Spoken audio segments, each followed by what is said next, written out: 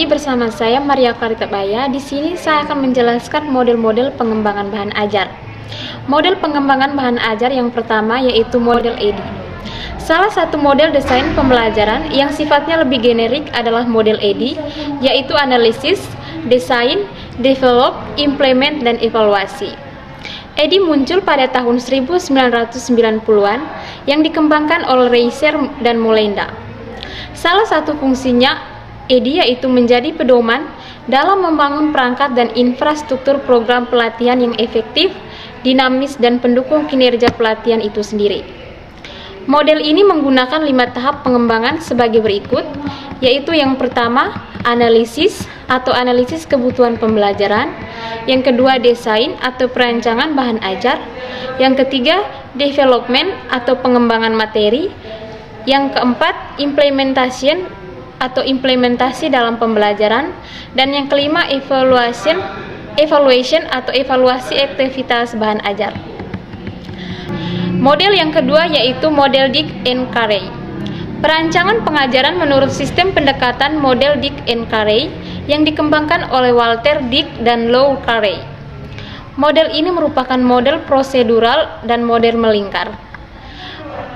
Model ini menggunakan sistematis yang mencakup 10 langkah mulai dari identifikasi tujuan hingga evaluasi formatif dan sumatif. Yang ketiga, model CAM. Menurut CAM, pada tahun 1994, pengembangan bahan ajar merupakan suatu siklus yang kontinum. Pengembangan bahan ajar model ini dapat dimulai dari langkah manapun sesuai dengan siklus tersebut.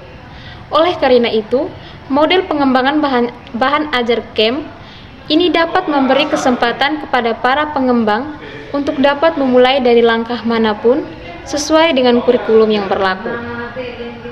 Model ini menggunakan pendekatan non-linear yang mencakup 9 elemen seperti analisis peserta didik, penetapan tujuan, dan evaluasi. Yang keempat, model Assur.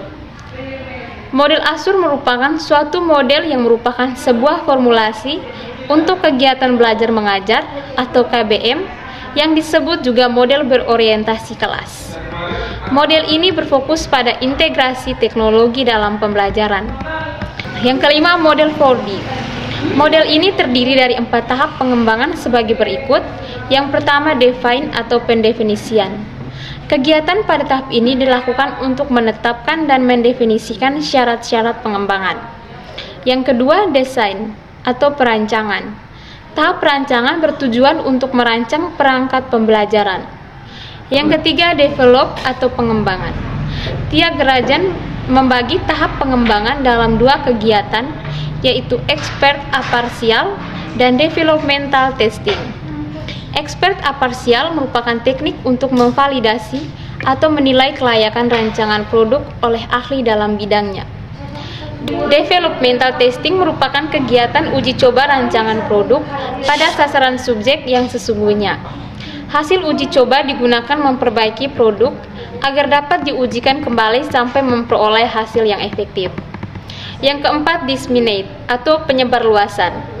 Istilah disseminate diartikan sebagai penyebarluasan yang dalam hal ini berarti produk yang telah dibuat dan direvisi dan disebarluaskan. Yang keenam, model Hanafin and Peck. Model Hanafin and Peck adalah model desain pembelajaran yang terdiri dari 3 fase.